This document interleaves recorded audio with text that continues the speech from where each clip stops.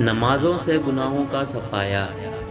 رسول اللہ صلی اللہ علیہ وآلہ وسلم نے فرمایا، تم گناہ کرتے رہتے ہو، لیکن جب فجر کی نماز پڑھتے ہو تو نماز فجر ان گناہوں کو دھو ڈالتی ہے۔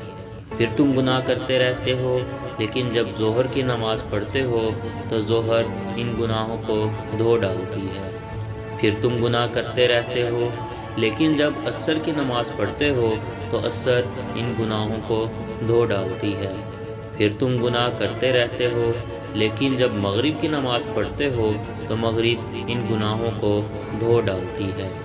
پھر تم گناہ کرتے رہتے ہو، لیکن جب عشاء کی نماز پڑھتے ہو تو عشاء ان گناہوں کو دھو ڈالتی ہے۔ پھر تم اس حال میں سو جاتے ہو کہ بیدار ہونے تک تمہارے ذمہ کوئی گناہ نہیں لکھا جاتا۔ اللہ تعالیٰ ہمیں نماز پڑھنے کی توفیق عطا فرمائے، آمین۔